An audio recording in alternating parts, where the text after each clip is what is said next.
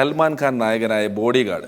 സൽമാൻ ഖാനെ വെച്ച് body guard പോലൊരു പടം സംവിധാനം ചെയ്ത സിദ്ദിഖ ഇവിടെ തെസ്നി ഖാനെ വെച്ച് ഇതുപോലൊരു പരിപാടി, തെസ്നി ഖാൻ ഇവിടെ പങ്കെടുക്കുന്ന ഇതുപോലൊരു പരിപാടി ചെയ്യാൻ വേണ്ടി വരുമ്പോൾ സ്വാഭാവികമായിട്ടും ആൾക്കാർ പറഞ്ഞു കാണില്ലേ ഇതിൻ്റെ ഒന്നും ആവശ്യമില്ലാത്ത പരിപാടിയാണ്, ഇതിന് പോകണോ ആരോ ചോദിച്ചിട്ടുണ്ട്. സത്യം പറയണം. തീർച്ചയായിട്ടും ഒരുപാട് പേര് പറഞ്ഞിട്ടുണ്ട്. അത് പലരും പല അഭിപ്രായക്കാരാണല്ലോ. നിനക്ക് ഇതിൻ്റെ കാര്യമുണ്ടോ എന്ന് ചോദിച്ചിട്ടുണ്ട്. ഞാൻ പറഞ്ഞു കാര്യമുണ്ട്. കാരണം ഞാൻ ഈ വേദിയിൽ നിന്ന് സിനിമയിലെത്തിയ ആളാണ്. ഞാൻ മാത്രമല്ല, എൻ്റെ ഗുരുനാഥൻ ഫാസിൽ സാറും വേണു ചേട്ടനും ഒക്കെ സിനിമയിലെത്തിയത് മിമിക്രി വേദികളിൽ നിന്നാണ്. കൊച്ചിൻ അനീഫ്ക സിനിമയിലെത്തിയത് മിമിക്രി വേദികളിൽ നിന്നാണ്. മിമിക്രി കലാകാരനായതുകൊണ്ട് അതിനകത്ത് അഭിമാനിക്കുന്നുണ്ടോ എന്നാണ് ചോദ്യം. തീർച്ചയായും അത് ഏതൊരു മിമിക്രിക്കാരൻ്റെയും അഭിമാനമാണ്. കാരണം എത്രയോ മഹാരഥന്മാരാണ് ഇന്ന് മലയാളത്തിലുള്ള മിമിക്രിക്കാർ. ഏറ്റവും കൂടുതൽ പ്രാവശ്യം നാഷണൽ അവാർഡ് വാങ്ങിച്ച മഹാനടൻ മമ്മൂക്ക മിമിക്രിക്കാരനാണ്. മമ്മൂക്കയുണ്ട് മിമിക്രിക്കാരുടെ ലിസ്റ്റിൽ. അതുപോലെ പത്മശ്രീ ജയറാമുണ്ട്. വീണ്ടും പുതിയ തലമുറയിൽ നിന്നും നാഷണൽ അവാർഡ് വാങ്ങിച്ച സുരാജ് വെഞ്ഞാറമൂടുണ്ട്. പിന്നെ നമ്മുടെ സലീം കുമാറുണ്ട്. പിന്നെ നാഷണൽ അവാർഡിന് നോമിനേറ്റ് ചെയ്യപ്പെട്ട ബോധം കെട്ട് വീണ ഈ ഞാനുണ്ട്. അതെന്താ പറയാത്തത്? അത് മാത്രമല്ല, ഈ നമുക്ക് മാ എന്ന് പറയുന്ന ഒരു സംഘടന ഉള്ളതുപോലെ തന്നെ ചലച്ചിത്ര താരങ്ങളെല്ലാം കൂടെയുള്ള സംഘടനയാണ് അമ്മയിലുള്ള എല്ലാ താരങ്ങളെയും ഉൾപ്പെടുത്തിക്കൊണ്ട് ഒരിക്കൽ മാത്രം സംഭവിക്കാവുന്ന ഒരു സിനിമ നെഞ്ച് വിരിച്ച് നിന്നുകൊണ്ട് പ്രൊഡ്യൂസ് ചെയ്തത് മിമിക്രിയിൽ നിന്ന് വന്ന ആളാണെന്ന് ഞാൻ അയ്യോ അല്ല, എന്തായി? ദിലീപ് വന്നില്ല? വരില്ലേ? പ്രസിഡന്റ് എന്നല്ല പറഞ്ഞ, പ്രസിഡന്റ് ഏറ്റത് ഞാനാ. പക്ഷെ ദിലീപിനെ കൊണ്ടുവരാനായിട്ട് ഞാൻ രണ്ടുപേരെ ഏൽപ്പിച്ചിട്ടുണ്ടായിരുന്നു. അവരില്ലേ?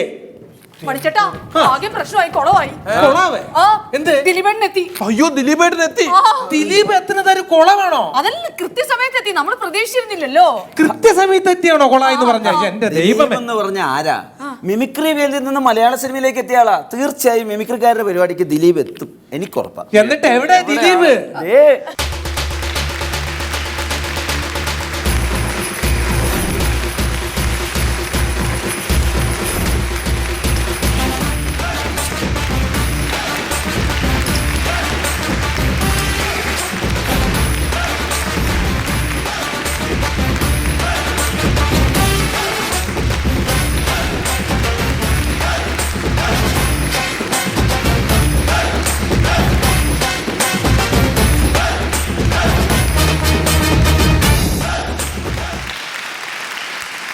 എല്ലാവർക്കും അറിയാമല്ലേ ദിലീപ് കറക്റ്റായിട്ട് ഷൂട്ടിങ്ങിന് വരില്ല, ലേറ്റായിട്ടേ വരുള്ളൂ എന്നുള്ളത്. അങ്ങനെ ദൈവദോഷം പറയരുത്. കാരണം ഞാൻ കറക്റ്റായിട്ട് ഷൂട്ടിങ്ങിന് ചെല്ലുന്ന ആളാണ്. ഞാൻ കേട്ടു എന്നെ കുറിച്ച് ഇവിടെ പറയണേ. മിമിക്രിക്കാരുടെ പരിപാടി ആയതുകൊണ്ട് ഞാൻ കറക്റ്റായിട്ട് വരുന്നത് എന്താണെന്ന് വെച്ചിട്ടുണ്ടെങ്കിൽ എൻ്റെ പഴയ ഓർമ്മയുള്ളതുകൊണ്ടാണ്. ലേറ്റായിട്ട് ചെന്ന് കഴിഞ്ഞാൽ നാട്ടുകാർ ഒഴിച്ചിട്ട് ഇടിക്കുന്ന ഒരു പരിപാടി ഉണ്ടല്ലോ. അപ്പോൾ അതുകൊണ്ട് കറക്റ്റ് സമയത്ത് നമ്മൾ തെറ്റിക്കാണ്ട് എത്തിയതാണ്. ബോഡി ഗാർഡ് എന്ന് പറഞ്ഞ സിനിമയിൽ നയൻതാര എന്ന പേര് ഉള്ള നമ്മളുടെ പ്രിയപ്പെട്ട നായിക. അപ്പോൾ അടുത്ത് ചോദിച്ചു, എനിക്ക് 9 വരുന്നത് ശരിക്കും 9 മണിക്കാണ്. അപ്പോൾ ഒരു ദിവസം ചോദിക്കുകയാണ്, ഈ ശരിക്കും നയൻതാര എന്ന് പേരിട്ടത് 9 മണിക്ക് വരുന്നോണ്ടാണോ നയൻതാര? അപ്പോൾ നയൻ ചിരിച്ചുപോയി. അതിന് പിറ്റേ ദിവസം ഒക്കെ ചോദിച്ചു, നാളെ ഒന്ന് 7 താരയാവോ? കാരണം 7 മണിക്ക് വരാൻ പറ്റുമോ? എന്നിട്ട് ഇവരെ കൂടി എന്നെ കളിയാക്കും. ഞാൻ വിചാരിച്ചു ഞങ്ങൾ ഒരുമിച്ച് മിക്ക കോമ്പിനേഷനും. അപ്പം നയൻ എന്തായാലും 9 മണിക്ക് വരുള്ളൂ. ഞാൻ 6:30 മണിക്ക് വന്നിരിക്കേണ്ട കാര്യമില്ലല്ലോ. 6 മണിക്ക് വന്നിരുന്നു കഴിഞ്ഞാൽ ഈ 6 തിരിച്ച് 9 ആക്കേണ്ട കാര്യമില്ലല്ലോ. ഞാൻ നയം വരുന്ന അനുസരിച്ചിട്ട് ഞാനും വരുള്ളൂ. എന്നിട്ട് നയനനുസരിച്ചിട്ടുണ്ടെങ്കിൽ 8:50 കറക്റ്റായിട്ട് വന്നിരിക്കും, വിത്ത് മേക്കപ്പിൽ വന്നിരിക്കും. ഞാൻ വന്നു കഴിഞ്ഞ ശേഷമാണ് മേക്കപ്പ് ചെയ്യണത്. അപ്പോൾ അതിൻ്റെ ഒരു ചെറിയ ടൈം ഉണ്ടാവും. അപ്പോൾ ഞാൻ ചെല്ലുമ്പോഴേക്കും സൽമാൻ ഖാൻ വന്നു. ഇത് എന്നെ കളിയാക്കുക. അങ്ങനെ കളിയാക്കി അത് അറം പറ്റി സൽമാൻ ഖാനെ വെച്ച് പടവും ചെയ്തു. സൽമാൻ ഖാനെ 12 മണിക്ക് കിട്ടിയതല്ലേ? ദൈവം പണി കൊടുത്തു. പക്ഷേ സൽമാൻ 12 മണിക്ക് വന്നാൽ സെറ്റിൽ നിന്ന് ഇറങ്ങി പോവില്ല, മൊബൈൽ ഫോൺ ഉപയോഗിക്കില്ല. സൽമാൻ ഖാൻ ആയിരുന്നോ ദിലീപേട്ടനായിരുന്നോ? ചോദിക്കാതെ എനിക്കറിയട്ടെ, ആരായിരുന്നു സിദ്ദിഖയ്ക്ക് കൂടുതൽ കംഫർട്ട്? ആരായിരുന്നു? അതിപ്പോൾ ഇപ്പോൾ ദിലീപിനെ അടുത്ത് നിർത്തിക്കൊണ്ട് ഞാൻ പറയുന്നതല്ല, വിജയായിരുന്നു കംഫർട്ടബിൾ. അത് എന്താ വെച്ചിട്ടുണ്ടെങ്കിൽ ഇപ്പൊ മലയാളി എന്നുള്ള രീതിയിൽ ഞാൻ എപ്പോഴും എടുത്ത് സംശയം ചോദിക്കാൻ ചെല്ലും. എനിക്ക് തമിഴിൽ കുറച്ച് വീക്കാം. അപ്പൊ അത് കാരണം ഇവര് തമ്മിൽ അധികം സംസാരം ഉണ്ടായിരുന്നില്ല. അപ്പൊ എനിക്ക് അത് കംഫർട്ടായിരുന്നു. ഇപ്പോൾ മണിയേട്ടൻ്റെ ഫോട്ടോ ഒക്കെ എടുത്തു കഴിഞ്ഞു. ഏട്ടൻ്റെ പറയുന്നത് തെറ്റുന്നത് ബഹുമാനാണ്. അതേ സമയത്ത് പ്രായം കൊണ്ട് നോക്കും. ഇല്ല, പ്രായം മേക്കപ്പിലായിരിക്കില്ലേ? ഇപ്പൊ നിർമ്മലിന്റെ തമാശ എവിടുന്നാന്ന് നമുക്ക് മനസ്സിലായി. പിന്നെ ഇവിടെ വന്ന് നോക്കുമ്പോഴാണ് സിദ്ദീഖ് സാറിന് ഇവിടെയൊക്കെ കണ്ട് ഞങ്ങളുടെ മണിച്ചേട്ടൻ മേക്കപ്പിൽ നിൽക്കുന്നതുകൊണ്ട് അറിയില്ല. കാരണം എന്താ പറയുക, ഫുള്ള് മുടിയൊക്കെ ആവില്ല. മുടിയില്ലാത്ത ഇത് കണ്ടിട്ടുണ്ട് ഞാൻ സിനിമ.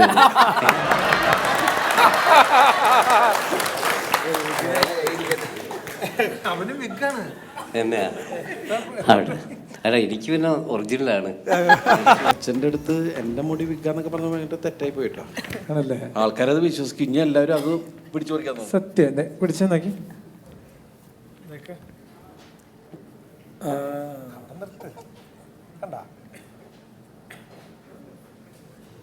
എന്ത് മണി ചെയ്താലും ഞാൻ നിന്ന് കൊടുക്കും. കാരണം കുട്ടികള്, പട്ടികള്, ഭ്രാന്തുള്ളവരൊക്കെ ശ്രദ്ധിക്കണം. കർമ്മണ്യേ വാദികാര്യസ്തേ മാ ഫലേഷു കഥാചനെ ഇതി ഭഗവതുപദിഷ്ടം പ്രത്യുക്ഷരം മഹാമനുപുരുഷഃ. മനസ്സിലായില്ല അല്ലേ? പച്ച മലയാളത്തിൽ പറയുകയാണെങ്കിൽ പണ്ട് അസുരന്മാരും ദേവന്മാരും ചേർന്ന് അമൃതനായി വാസുകി എന്ന സർപ്പത്തെ ഉപയോഗിച്ച് പാലാഴി കടഞ്ഞെടുത്തു. ഇത് പുരാണത്തിൽ നമുക്കറിയാവുന്ന കഥ. ഈ കഥ പുരാണത്തിലെ പഴയ കഥയായതുകൊണ്ടാണ് ഞാൻ ഈ പിച്ചിൽ സംസാരിച്ചത്. എന്നാൽ ഇതാ ഇവിടെ നമ്മുടെ പ്രതിപക്ഷവും ഭരണപക്ഷവും ചേർന്ന് കേരളത്തെ കടയുകയാണ്. പിഴിഞ്ഞത് പോരാഞ്ഞിട്ട് കടയുകയാണ്. കേരളം കടയുമ്പോൾ എന്തൊക്കെയാണ് പൊങ്ങി വരുന്നതെന്ന് നമുക്ക് നോക്കാം. കടയാനിതാ കേരളം റെഡി.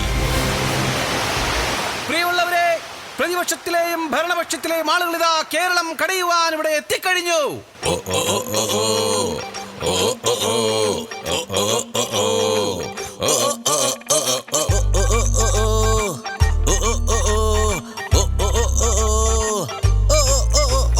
നാട്ടിൽ കരണ്ടില്ല ബായ്, മൊത്തം വേസ്റ്റാണ് ബായ്, ഭരണം തോൽവിയാണ് ബായ്. അതിനെന്താണ് ബായ്? ഗ്യാസ് വില കൂടി ബായ്, ജനങ്ങൾ പൊറുതി മുട്ടി ബായ്, ഞങ്ങൾക്കു സീറ്റില്ല ബായ്. അത് നന്നായി ബായ്.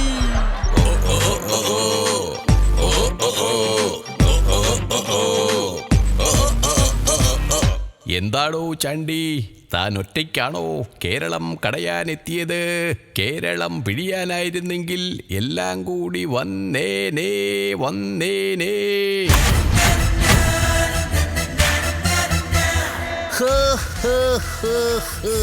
കണ്ണാ, പന്നികള് കൂട്ടമായി വരും, പക്ഷെ സിംഹം സിംഗിളായതാ വരും. അത് തന്റെ മുടി കണ്ടാലും പറയും സിംഹമാണെന്ന്. അപ്പോ നമുക്ക് വലി തുടങ്ങാം. വലിപ്പിക്കാനും വലിക്കാനും അല്ലേലും താൻ തന്നെയാണ് മിടുക്കൻ. നമുക്ക് തുടങ്ങാം. അതിനു മുമ്പ് ഞാൻ 1-2 അണികളെ വിളിച്ചോട്ടെ. ആർപ്പോ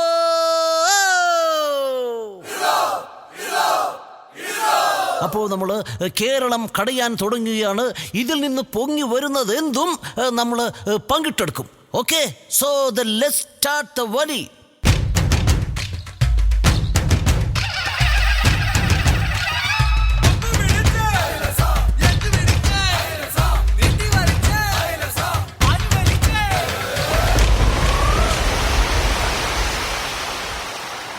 ദൈവമേ, അമ്മയോ? അയ്യോ, അമ്മയല്ല, അമ്മച്ചി.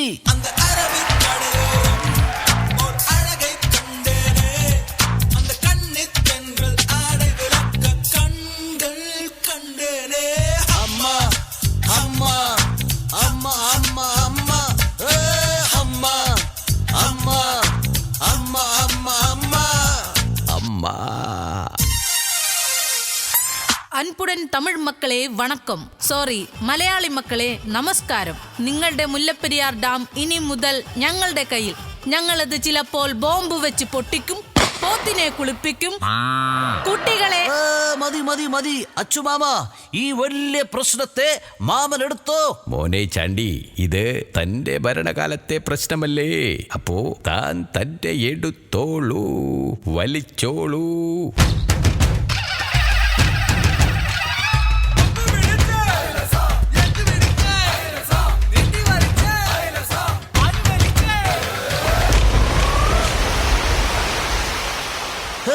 എന്റെ അമ്മോ, സഖാവോ?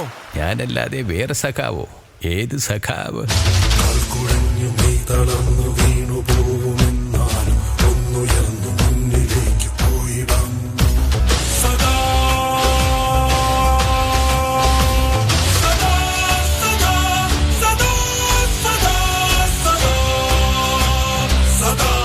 എനിക്കേതായാലും വേണ്ട, പാർട്ടിക്ക് വേണമായിരിക്കും. പരമനാറി പ്രയോഗത്തിൽ പാർട്ടിയാകെ നാറിയിരിക്കുവാണ്.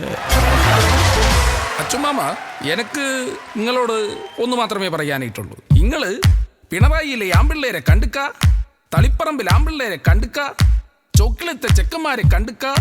കണ്ടിക്കില്ലേ വാ, കണ്ണൂർക്ക് ബാ. നിങ്ങള് ബോംബാണേ വാളാണേ ബാ, നിങ്ങള് ആണാണേ ധൈര്യം ഉണ്ടേ ബാ. വെട്ടി സൈസാക്കും, പൂളി രണ്ടാക്കും, ഫോട്ടോ ഫ്രെയിം ആക്കും. യോ യോ യോ.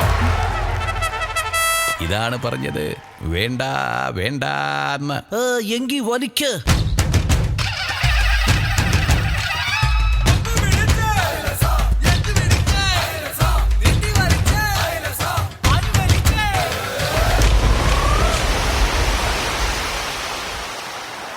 കൊള്ളാം, നല്ല ഉഗ്രനാള്. ഇങ്ങേരെ ഏതായാലും ഞങ്ങളെടുത്തോളാം. പ്രതിപക്ഷത്ത് നിന്ന് ഇങ്ങേര് കുറെ ചോദ്യങ്ങൾ ചോദിച്ച് എല്ലാവരെയും വെള്ളം കുടിപ്പിച്ചോളും.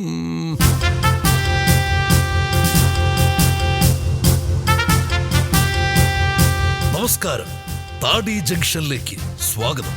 തൊമ്മൻചാണ്ടി സാറേ, ഈ ഇലക്ഷൻ പ്രഖ്യാപനത്തിന് ശേഷം വളരെ സന്തോഷത്തിലാണല്ലോ. ഇത് ഞാൻ പറഞ്ഞല്ലോ കേട്ടോ, നാട്ടുകാർ പറഞ്ഞത്. വളരെ സന്തോഷത്തിലാണ്. അതിന്റെ കാരണം ആശിച്ചവനാകാശത്തുനിന്നൊരാനെ കിട്ടി, 12 സീറ്റും പോന്നേ. മോദിക്കിനി ആളാവാൻ ഒരു ചാൻസും വന്നേ. ആ പൂരമിനി എന്താകുന്നേ. പണ്ടു തൊട്ടേ ആശയുണ്ടേ 5 വർഷം സീറ്റിലിരിക്കാൻ. അന്നു തൊട്ട് ഇന്നു വരെ സീറ്റ് തെറിക്കുന്ന ടെൻഷൻ മാത്രം. ആശിച്ചവനാകാശത്തുനിന്നൊരാനെ കിട്ടി, 12 സീറ്റും പോന്നേ. അച്ചുമാമ, എന്ത് പറ്റി? ഫലപ്രഖ്യാപനം വന്നപ്പോ ആകെ തകർന്നു പോയല്ലോ. നിങ്ങൾ കലക്കൂന്നൊക്കെയാണല്ലോ കേട്ടത്. കലക്കാനാണ് ഉദ്ദേശിച്ചത്, പക്ഷേ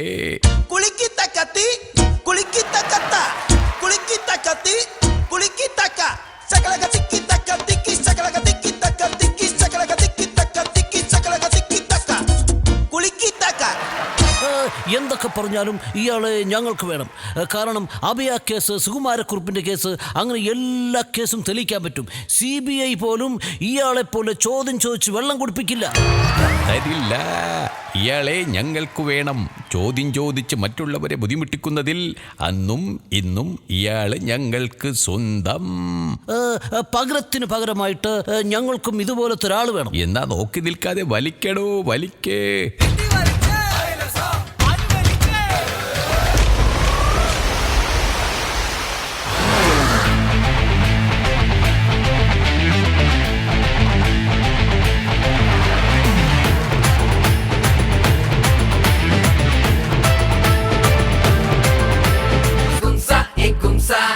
നമസ്കാരം, ഞാൻ ആരോട് കൂടിയാണ് നിൽക്കുന്നത്? ഞാൻ സാറിന്റെ കൂടെ നിൽക്കണോ, അല്ലെങ്കിൽ സാറിന്റെ കൂടെ നിൽക്കണോ, അല്ലെങ്കിൽ ഞാൻ ഇവിടെ വെറുതെ നിൽക്കാം, അല്ലെങ്കിൽ ഒരു കാര്യം ചെയ്യാം, പാമ്പിന്റെ കൂടെ നിൽക്കാം? വേണ്ട, പാമ്പ് കടിക്കും. എവിടെ നിൽക്കണം? പറയൂ പറയൂ. ഇദ്ദേഹത്തെ പിന്നെ എവിടെ നിർത്താൻ കൊള്ളില്ല. കാരണം ഒരു ചാനലിൽ പോലും ഉറച്ചു നിൽക്കാത്ത ആളാ. താനത് പറയണ്ട. ഇവിടുന്ന് പോയിട്ട് നാണം കെട്ട് തിരിച്ചു വന്നവനല്ലേ താനും. ഇതൊന്നും ശരിയാവത്തില്ല. ഇങ്ങനെ ഒരു പാർട്ടിയിലും ഉറച്ചു നിൽക്കില്ല. എന്നാ പിന്നെ രണ്ടുപേരും ഇങ്ങോട്ട് വാ. എന്നാ പിന്നെ സാറേ, പോകുന്നതിന് മുമ്പ് ഒരു കാര്യം പറയാൻ മറന്നുപോയി. എന്ത് കാര്യം? Good bye. Good boy. താൻ എന്തായി നോക്കുന്നത്? എന്റെ കൂടപ്പിറപ്പായ പേന ഈ പാലാടിയിൽ എവിടെയോ പോയി. അതില്ലെങ്കിൽ എനിക്ക് ചോദ്യം ചോദിക്കാൻ പറ്റത്തില്ല. തനിക്ക് ഞാൻ തരാം. ഇന്നാ പിടിച്ചോ ഒരു ചുവന്ന മഷിയുടെ പേന. എന്നിട്ട് ഇതും പിടിച്ചോണ്ട് ഇവിടെ തന്നെ ഉറച്ചു നിൽക്കാൻ നോക്കടോ. അച്ചുമാമ വരി.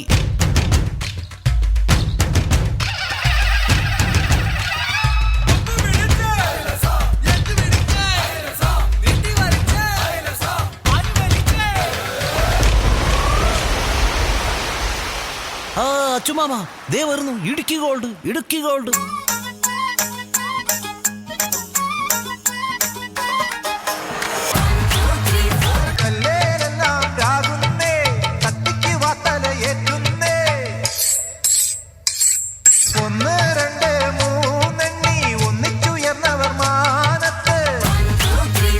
ഞങ്ങളവിടെ 2 തട്ടി, ഇവിടെ 3 തട്ടി, നാളെ 4 തട്ടും. ഇനിയും തട്ടാനുണ്ട്.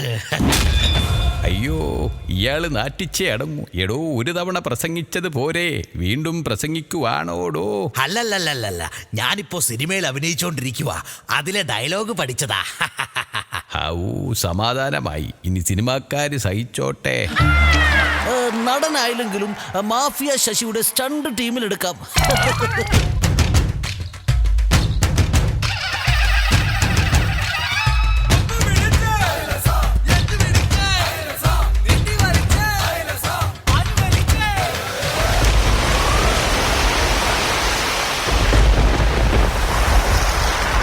എന്താടോ ചാണ്ടി, ഇതുവരെ ഇല്ലാത്തൊരു തിരമാല തന്റെ പ്രശ്നമാണോ? എന്ത് പ്രശ്നം? Tsunami, tsunami. തീരപ്രദേശത്ത് നിൽക്കുന്നവരുടെ പ്രത്യേക ശ്രദ്ധയ്ക്ക്. തീരപ്രദേശത്ത് നിൽക്കുന്നവർ എത്രയും പെട്ടെന്ന് ഒഴിഞ്ഞു പോകേണ്ടതാണ്. കാരണം കടലിൽ നിന്നും എന്തോ ഒരു വലിയ സംഭവം കരയിലേക്ക് ആഞ്ഞടിക്കാൻ പോവുകയാണ്. എല്ലാവരും ജാഗരൂകരായിരിക്കുവിൻ.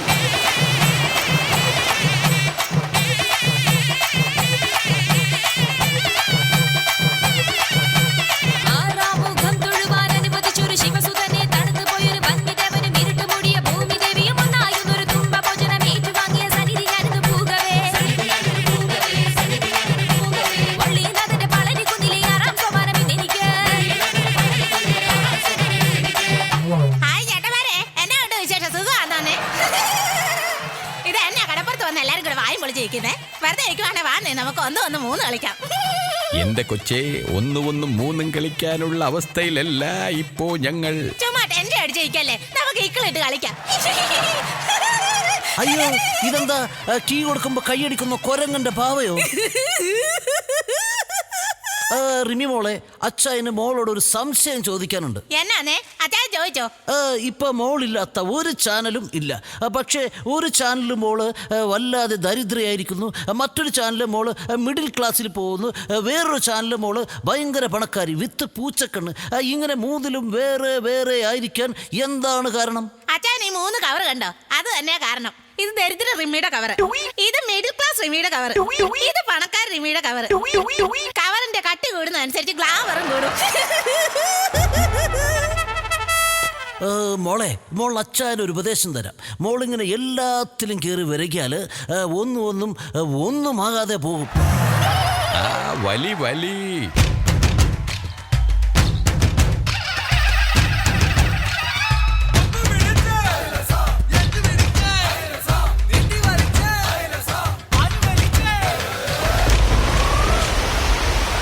അയ്യോ, സരിക മോളും ഷാലു കൊച്ചും വന്നേ. അയ്യോ, ജിങ്കണമണി ജിങ്കണമണി സിരിച്ചു പുട്ടാനെ ജലാണേ നാവക്കത്തുക്ക് പക്കത്തിന് പോകാതാ ഒരു നൂലയില്ല സെലക്കട്ട് ആളാനവാ അടനീ വந்தாയ ബന്ദഗാലിയമാങ്കോ.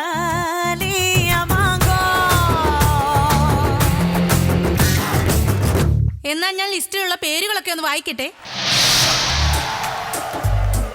അയ്യോ, ഇത് ഊ മുതൽ ഇസന്റ് വരെ ഉണ്ടല്ലോ. അയ്യോ, ഇത് കുറച്ചേ ഉള്ളൂ. ബാക്കിയുള്ള പേരുകളൊക്കെ ഞാൻ പുറകെ പൊട്ടിക്കാം. ഇതിലും ഭേദം മുല്ലപ്പെരിയാർ അണക്കെട്ട് പൊട്ടിക്കുന്നതായിരിക്കും. അതേ പെമ്പറന്നോരെ, നിങ്ങളുടെ ഉടമസ്ഥൻ ഓടി, വേണമെങ്കിൽ പുറകെ ഓടി തള്ളിക്കോ.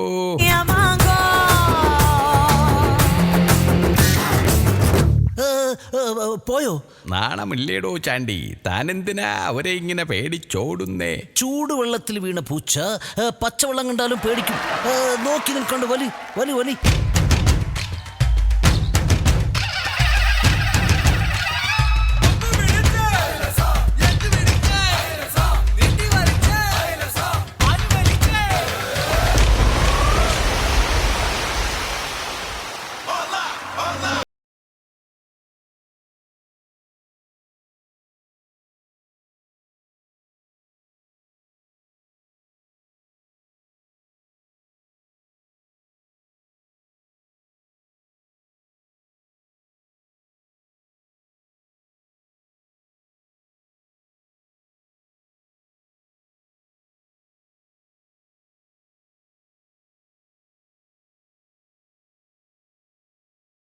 ഒരു കളിക്കാരന് ഞങ്ങൾക്ക് വേണം. അത് ഞാൻ റെഡിയാക്കി തരാം. വലി.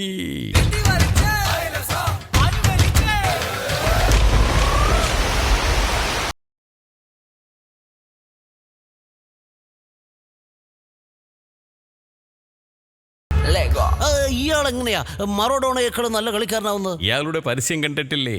ഇയാൾ സിസർ കട്ടടിക്കുന്നു, ചാടിയടിക്കുന്നു, മറിഞ്ഞടിക്കുന്നു, തിരിഞ്ഞടിക്കുന്നു, ഗോളടിക്കുന്നു. ഇതെല്ലാം കണ്ട് മറഡോണ നിസ്സഹായനായിട്ട് വായും പൊളിച്ചിരിക്കുന്നു. ഞാൻ നിൽക്കുന്നില്ല, ഓടട്ടെ. തന്റെ രക്തദാനത്തിനുള്ള ഓട്ടം കഴിഞ്ഞില്ലേ?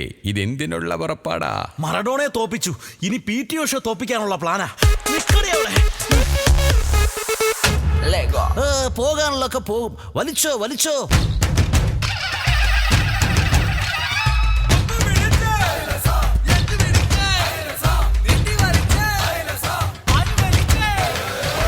മഴനീർത്തുള്ളികൾ നിൻ തനുനീർമുത്തുകൾ തണുവായി പെയ്തിടും കനവായി തോർന്നിടും വെൺശങ്കിലെ ലയഗാന്ധർവമായി നീ എൻ്റെ സാരംഗിയിൽ. ഇതാരാ മനസ്സിലായില്ല? ഇത് മനസ്സിലായില്ലേ? ന്യൂ ജനറേഷൻ സിനിമ ട്രെൻഡിന് തുടക്കം കുറിച്ച സനൂപ് മേനോൻ. ഓ മനസ്സിലായി. ഈ സെല്ലുലോയിഡ് സിനിമ കണ്ടപ്പോഴാ മനസ്സിലായത് മലയാള സിനിമയുടെ പിതാവ് JC ഡാനിയലാണെന്ന്. അതെ, അതിനെന്താ കുഴപ്പം? ഇയാളുടെ നടപ്പും മട്ടും ഭാവം ഒക്കെ കണ്ടപ്പോ ഞാൻ വിചാരിച്ചിരുന്നത് ഇയാളാണ് മലയാള സിനിമയുടെ പിതാവെന്ന്. എന്നെ കൊണ്ട് അയ്യോ അയ്യോ എൻ്റെ അമ്മേ, ഇങ്ങനെ തെറി പറയാൻ ഞങ്ങളെ കൊണ്ട് പറ്റില്ല. ഇയാളെ താൻ എടുത്തോ. ഇതിൽ നന്നായിട്ട് തെറി പറയാൻ കഴിവുള്ള ഒരാള് ഞങ്ങളുടെ കൂടെയുണ്ട്. ദേ വലിച്ചോ.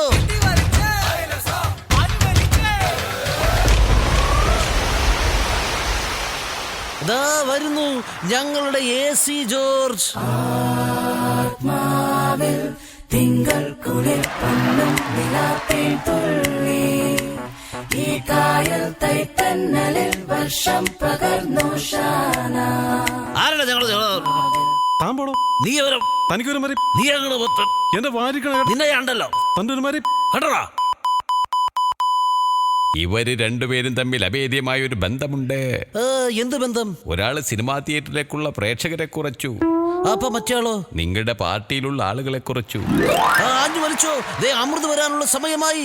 ആഞ്ഞു വലിക്ക്. ആഞ്ഞു വലിക്കണോ? അമൃത് വരാറായി. പെട്ടെന്ന് വലിക്കേ.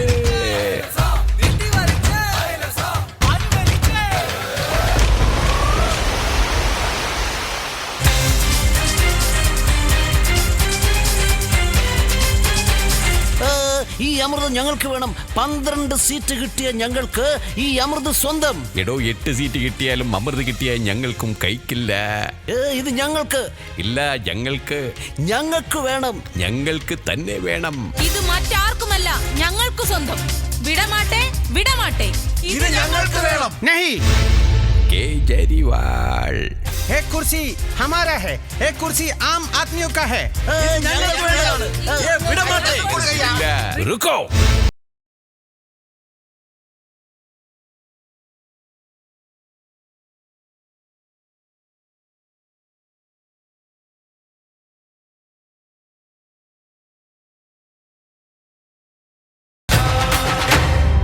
आदरणीय उम्मनचांडी जी, श्री अच्छू जी और तड़ी जी मेरे